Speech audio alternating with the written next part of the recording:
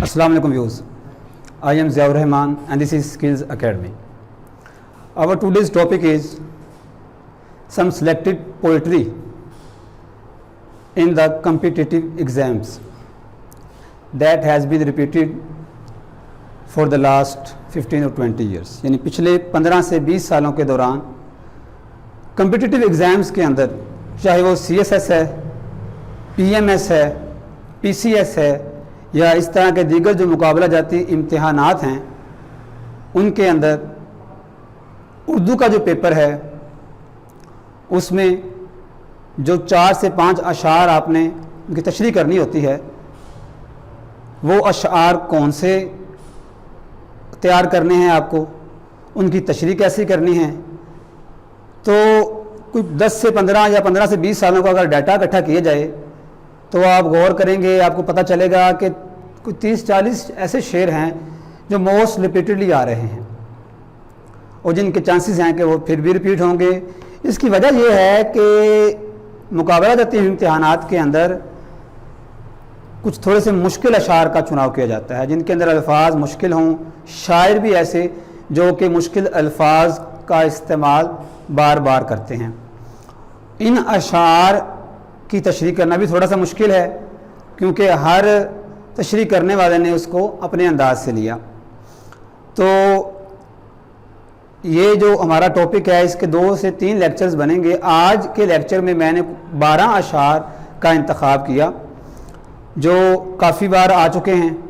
Last year PMS 2020 में भी इनमें से 2 अशार आए।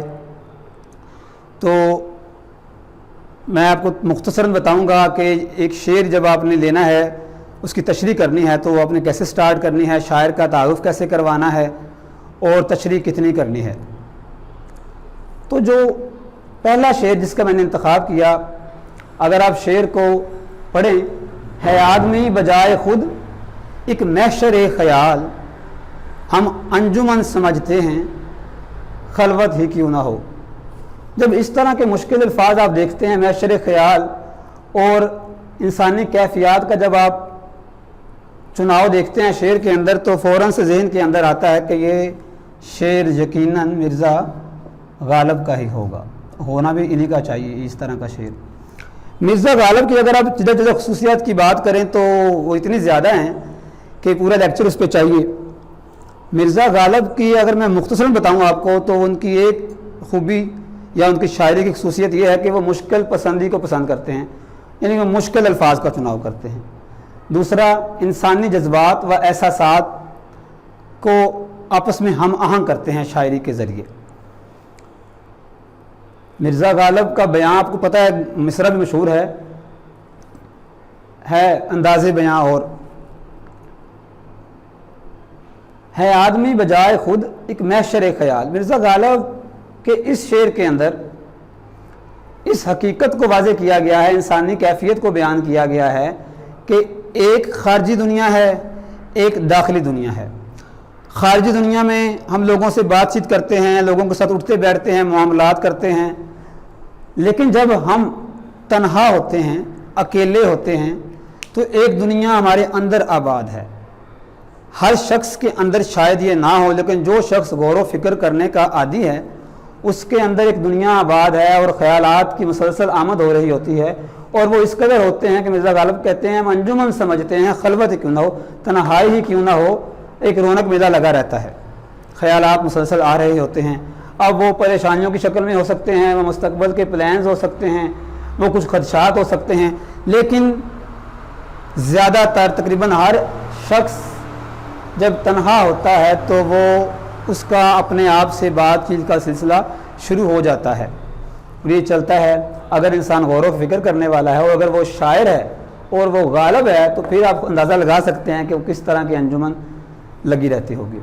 मैं मुख्तसरन आपको बता रहा हूँ, आपने 2 से 3 लाइनों के अंदर शायर का तारुफ करवाना है। अगर आपको पता चल गया है कि किस गज़ल से है तो ये सोने पर सुहागा उसका बता दें, बुक का पता चल गया है तो वो फिर फ़ौरन से उस शेर पर आ जाएं और 7 से 8 लाइनों के अंदर उसकी मुख्तसर तशरीह कर दें, लेकिन जामिया हो, उसके अंदर तमाम अल्फाज का और उसका निचोड़ आ चुका हो, अहाता करना है आपने। है मुझको तुझसे तज़किराए गैर का गिला, जो दूसरे नंबर पर शेर का इंतखाब किया ہے مجھ کو تجھ سے تذکرہ غیر کا گلا، ہر چند برسبیلے شکایت ہی کیوں نہ ہو۔ یہ بھی مرزا غالب کا ہی شعر ہے۔ اس کے اندر بھی مرزا غالب نے ایک انسانی کیفیت اور ایک انسانی جذبے کو بیان کیا کہ انسان کا جو محبوب ہوتا ہے وہ جب کسی تیسرے کا تذکرہ کرتا ہے یا محبوب کسی دوسرے شخص کو اہمیت دیتا ہے، اس کی باتیں کرتا ہے، تو وہ ہماری طبیعت پر گراں گزرتا ہے۔ مرزا غالب بھی اپنے محبوب سے مخاطب ہیں۔ میں نے پہلے مرزا غالب کی شاعری کی کچھ خصوصیات آپ کو بتا دی ہیں، بار بار ریپیٹ کرنے کا فائدہ نہیں ہے۔ مجھ کو تجھ سے تذکرہ غیر کا گلا، اپنے محبوب سے کہتے ہیں کہ مجھے تم سے شکایت ہے کہ تم نے جو غیر کا ذکر کیا ہے، رقیب کا یا تھرڈ پرسن کا جو بار بار ذکر کرتے ہو تم، ہر چند برسبیلے شکایت، حالانکہ تم وہ شکایت کے طور پر کرتے ہو، یعنی اس کا تم کو گلہ بیان کر رہے ہو، اس کی کوئی خامی کر رہے ہو، لیکن مجھے یہ بھی پسند نہیں، میری طبیعت پر یہ بھی گراں گزرتا ہے کہ تم اس کا ذکر کرتے ہو۔ مجھے کسی اور شخص کا ذکر بھی پسند نہیں، جب میں ہوں اور میرا محبوب ہے تو بس کسی تھرڈ پرسن کی بات ہی کیوں ہو، یہ بھی طبیعت پر گراں گزرتی ہے، اور یہ انسانی فطرت ہے۔ مرزا غالب انسانی فطرت کو لے کر چلتے ہیں، ان کی شاعری کی یہ بھی خوبی ہے۔ بس یہ ہے کہ یہ تھوڑے سے مشکل پسند ہیں، اس لیے ان کو سمجھنا تھوڑا ٹف ہے۔ تھرڈ نمبر پر جو شعر جس کا انتخاب کیا، آفاق کی منزل سے گیا کون سلامت، اسباب لٹا راہ میں یہاں ہر سفری کا۔ آپ سمجھ گئے ہوں گے، غالب کا ذکر ہو اور میر کا ذکر نہ ہو تو یہ زیادتی ہے۔ میر کا مختصر تعارف، پوری زندگی غم و آلام میں گزری، غالباً 10 برس کے تھے کہ والد کا سایہ سر سے اٹھ گیا، روزگار کی خاطر در بدر کی ٹھوکریں کھائیں، ساری عمر فائنینشیل پرابلمز میں گھرے رہے۔ اس وقت کا جو دور تھا سیاسی لحاظ سے وہ بھی بڑا پریشان کن تھا، کبھی کوئی حملہ کر رہا ہے، کبھی کوئی کس کی حکومت، کبھی کس کی حکومت، اوورآل حالات بڑے پریشان کن تھے۔ تو ان سب چیزوں کا ان کی زندگی پر اثر پڑا، اور ان کے خیالات کے اندر ہمیشہ غم و آلام کا تذکرہ ملتا ہے، قنوطیت، پریشانی۔ لیکن یہ انسانی زندگی کی حقیقت کو بیان کرتے ہیں، کوئی فرضی قصے کہانیاں نہیں ہیں انسانی۔ اور ان کے ہاں ایک اور خوبی ہے، خیال کی بلند پرواز۔ خیال کی بلند پرواز میر کے ہاں ختم ہے، ان سے زیادہ خیال کی بلند پروازی کسی نے نہ پائی۔ میر تقی میر نے اس شعر کے اندر ایک یونیورسل ٹروتھ بیان کیا، آفاق کی منزل سے گیا کون سلامت، اس دنیا سے، اس کائنات سے جو بھی رخصت ہوا وہ ساتھ کیا لے کر گیا، کیسے سلامت گیا؟ کوئی بھی سلامت نہیں گیا۔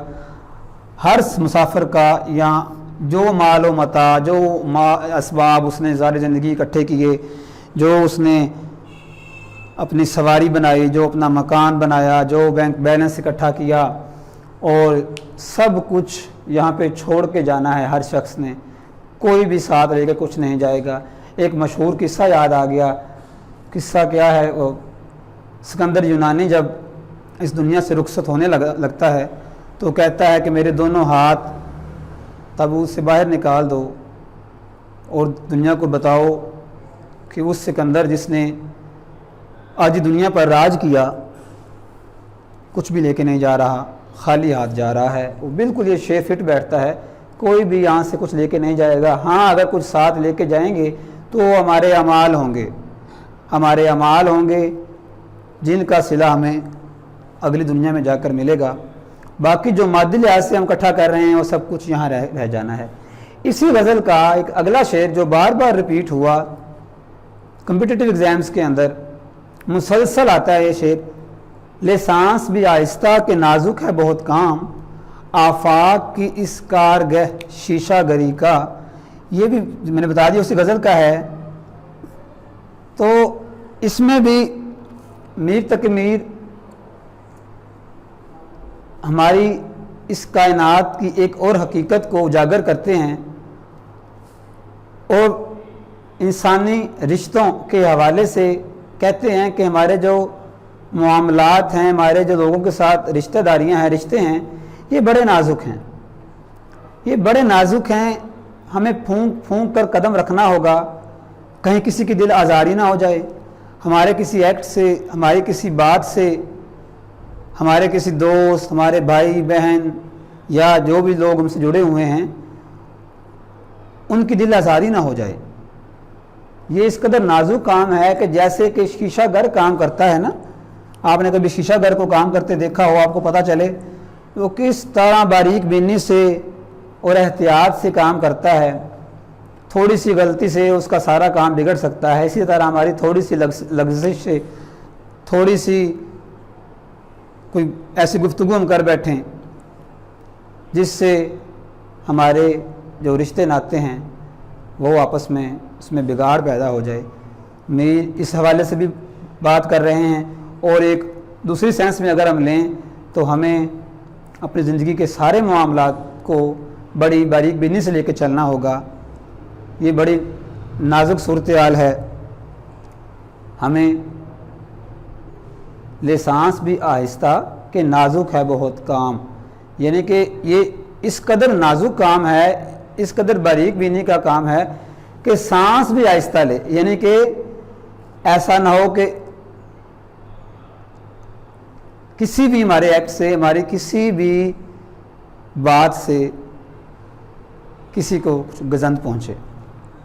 تو میر تقی میر اور غالب کا تو ہم نے تھوڑا بہت تعارف بھی کر لیا، ان کے دو اشعار بھی کر لیے۔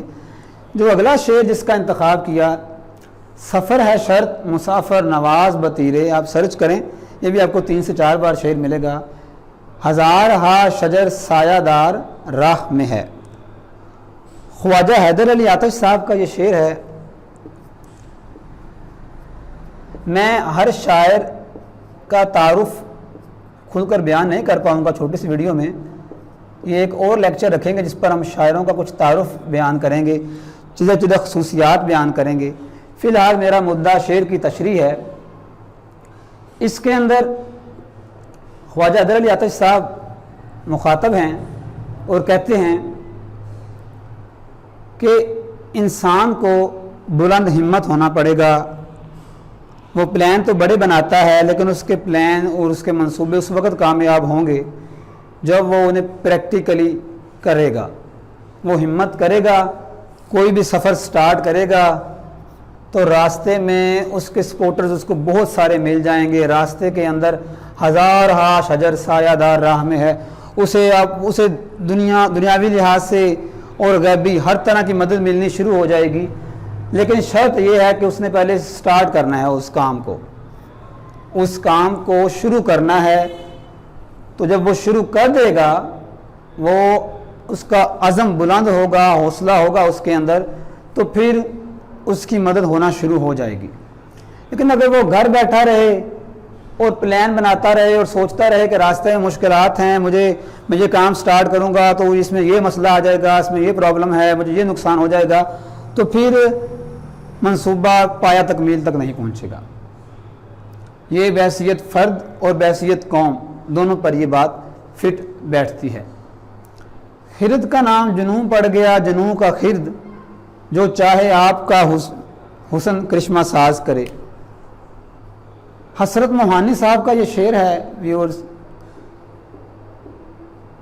حسرت موہانی صاحب کی ریپوٹیشن ویسے تو ایک باغی شاعر کے طور پہ ہے۔ بر صغیر کے اندر جب انگریز راج تھا تو حسرت موہانی نے کھل کر اس پر تنقید کی اور دیگر شعراء کے ساتھ مسلم امت کو جگانے کی کوشش کی، لیکن اس شعر میں ایسی کوئی بات نہیں ہے۔ یہ شعر خالصتاً وہ محبوب کے حسن کی تعریف میں ہے کہ خرد کا نام جنوں پڑ گیا، جنوں کا خرد عقل مند کو عقل کو کہتے ہیں، جنوں پاگل پن کو کہتے ہیں، حسن کرشمہ ساز، محبوب کے حسن کا یہ کرشمہ ہے کہ وہ نظر التفات کر دے تو ایک مجنون اور پاگل شخص بھی عقل مند ہو جاتا ہے، عقل مند کرانے لگ جاتا ہے۔ اور اگر ایک عقل مند شخص سے وہ نظریں ہٹا لے، اس سے نظر التفات جو اس کی ہے وہ ہٹ جائے تو وہ دیوانہ ہو جاتا ہے، وہ دیوانہ بن جاتا ہے، مجنون ہو جاتا ہے۔ اور یہ سارا کرشمہ کس کی بدولت ہے؟ محبوب کے حسن کی بدولت۔ تو وہ محبوب کے حسن کو کہتا ہے کہ وہ کرشمہ ساز ہے، اس کے اندر جادو ہے کہ وہ عقل مند کو پاگل، مجنون اور مجنون کو عقل مند بنانے کی صلاحیت رکھتا ہے۔ آگے آپ کچھ اس میں ایڈ کر سکتے ہیں خود بھی۔ درد دل کے واسطے پیدا کیا انسان کو، ورنہ طاعت کے لیے کچھ کم نہ تھے کروں بیاں۔ خواجہ میر درد صاحب نے انسانی تخلیق کے مقصد کو واضح کرنے کے لیے شعر کہا۔ ویسے تو قرآن کے اندر ہے کہ ہم نے جنوں اور انسانوں کو اپنے عبادت کے لیے پیدا کیا، لیکن ساتھ ساتھ قرآن میں بارہا یہ کہا گیا کہ حقوق اللہ تو شاید اللہ معاف کر دے کیونکہ وہ اللہ تعالیٰ اور بندے کے معاملات ہیں، لیکن جو بندوں کے معاملات ہیں وہ جلدی معاف نہیں ہوں گے۔ اگر انسان دوسرے انسانوں کے ساتھ زیادتی کرتا ہے، حق چھینتا ہے، ظلم کرتا ہے تو یہ اس کی معافی نہیں ہے۔ تو میر درد کہتے ہیں کہ انسانی تخلیق کا جو اصل مقصد ہے وہ یہ ہے کہ اس کے اندر دوسرے انسانوں کا درد پیدا ہو، وہ دوسروں کی تکلیف کو برداشت کرے، دوسروں کی تکلیف کو برداشت اس طرح کرے کہ دوسروں کا درد اسے اپنا خود کا درد محسوس ہو۔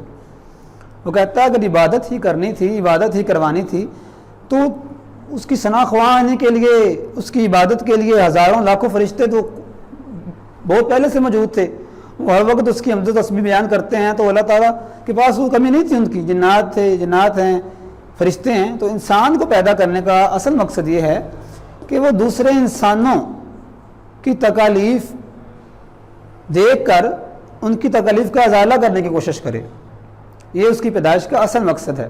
اور خواجہ میر درد کی پوری شاعری کے اندر ہمیں اس حقیقت کا ہمیں بیان ملتا ہے۔ تم میرے پاس ہوتے ہو گویا، ہم اکثر کیا غلطی کرتے ہیں کہ اس شعر کو پڑھتے ہیں تم میرے پاس ہوتے ہو گویا، حالانکہ یہ اصل میں تم میرے پاس ہوتے ہو گویا، گویا یعنی کہ بولتے ہوئے، بیان کرتے ہوئے، جب کوئی دوسرا نہیں ہوتا۔ آپ نے یہ مشہور شعر بارہا سنا ہوگا محمد خان مومن کا، اور آپ کو پتہ ہے کہ اسی شعر کو لے کر مرزا غالب جیسے مرزا غالب نے کہا تھا کہ یہ شعر مجھے دے دیا جائے تو مجھ سے سارے دیوان لے لو، یعنی کہ یہ شعر انہیں اتنا پسند آیا، اور واقعتاً یہ شعر کمال کا شعر ہے۔ تم میرے پاس ہوتے ہو گویا جب کوئی دوسرا نہیں ہوتا، یہ وہی ایک طرح کا شعر ہے، تھوڑا سا اس کو اپنے انداز میں بیان کیا ہے محمد خان مومن نے کہ ان کا جو محبوب ہے وہ انہیں اس قدر محبوب ہے، ان سے اس قدر انہیں لگاؤ ہے کہ ان کے پاس جب بھی تنہائی انہیں میسر آتی ہے، جب بھی خلوت میسر آتی ہے تو وہ انہیں لگتا ہے کہ ان کے پاس ان کا محبوب بیٹھا ہے اور ان سے باتیں کر رہا ہے۔ کیا انسانی کیفیات کا کیا تصور ذہن میں لائے محمد خان مومن صاحب۔ اور انسان کو جس شخص سے لگاؤ ہوتا ہے، محبت ہوتی ہے، وہ اسے تصور میں لا کر اکثر اس سے بات چیت کرتا ہے، تصور میں اس سے باتیں کرتا ہے، ہنستا ہے، دل کی باتیں کرتا ہے، اور یہ انسانی کیفیت ہے جس کو محمد خان مومن نے اس شعر میں بیان کیا۔ اور اسی شعر کے بارے میں غالب نے کہا تھا کہ مجھ سے سارے دیوان بھی اگر لے لیے جائیں تو یہ شعر مجھے دے دیا جائے تو مجھے گوارا ہے۔ اگلے کچھ 2-3 اشعار میں نے علامہ اقبال کے چوز کیے۔ علامہ اقبال کے اس لیے میں نے یہ چوز کیے شعر ویورز کیونکہ ہر ایگزام میں ایک آدھ شعر علامہ اقبال کا ضرور آئے گا۔ جس طرح مرزا غالب مشکل پسند ہیں، اسی طرح علامہ اقبال کے بارے میں بھی مشہور ہے کہ وہ مشکل پسند ہیں، بڑے مشکل الفاظ کا چناؤ کرتے ہیں۔ اقبال کو سمجھنا کوئی آسان بات نہیں ہے۔ میرا طریق امیری نہیں فقیری ہے، خودی نہ بیچ غریبی میں نام پیدا کر۔ جاوید نامہ میں اس شعر کے ذریعے، جاوید نامہ میں جب ان کے بیٹے جاوید اقبال باہر اعلیٰ تعلیم کے لیے یورپ میں مقیم تھے تو وہ مسلسل انہیں گائیڈ کرتے رہتے تھے کہ زندگی گزارنے کا صحیح طریقہ کیا ہے، ان کی رہنمائی کرتے تھے۔ اسی حوالے سے یہ شعر انہوں نے کہا کہ میرا طریق امیری نہیں فقیری ہے، خودی نہ بیچ غریبی میں نام پیدا کر۔ بحیثیت فرد اور بحیثیت قوم دونوں حوالوں سے یہ بات لی جا سکتی ہے کہ چاہے جتنے مشکل حالات کیوں نہ ہو، غریبی ہی کیوں نہ ہو، ہمیں اپنی خودی، اپنے ضمیر کا سودا نہیں کرنا، انہی حالات میں رہ کر اپنا نام پیدا کرنا ہے۔ یہ ویسے تو نصیحت انہوں نے کی تھی اپنے بیٹے کو، لیکن یہ قوم کے نام بھی ایک پیغام تھا، اور ہماری قوم کا مسئلہ یہی ہے ملک پاکستان کا کہ ہم بار بار اپنی خودی کا سودا کرتے ہیں، کبھی بیرونی دباؤ کے پیش نظر، کبھی مصلحتوں کے پیش نظر ہم کیا کرتے ہیں، اپنے ضمیر کا سودا کرتے ہیں۔ ہماری قوم کے افراد کے اندر بھی یہ مسئلہ ہے کہ تھوڑی سی مشکل آئی نہیں تو گھبرا گئے اور مصلحت کی خاطر مشکل میں آ کر اپنے ضمیر کا سودا کر بیٹھتے ہیں، اچھے برے کی تمیز بھول جاتے ہیں۔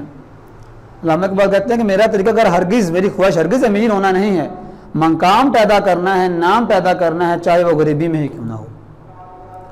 علامہ اقبال کا اگلا شعر جس کا انتخاب کیا، رشی کے فاقوں سے ٹوٹا نہ برہمن کا طلسم، آسانہ ہو تو کلیمی ہے کار بے بنیاد۔ یہ بھی اقبال کا شعر، اس کے اندر ایک واقعہ کی طرف اشارہ کیا گیا۔ گاندھی جو ہندوؤں کے بہت بڑے لیڈر گزرے، انہوں نے ایک مہم شروع کی جو ذات پات کی لعنت کا کلچر ہے ہندوؤں کے اندر، اسے ختم کرنے کے لیے انہوں نے ایک مہم شروع کی۔ اس مہم کے ذریعے انہوں نے تبلیغ کی، فاقے کیے، بھوک ہڑتالیں کی، لیکن علامہ اقبال کہتے ہیں کہ برہمن کا جو طلسم تھا نا، جو ذات پات کا جو نظام تھا، وہ ختم نہ ہو سکا۔ وہ ختم کیوں نہ ہوا؟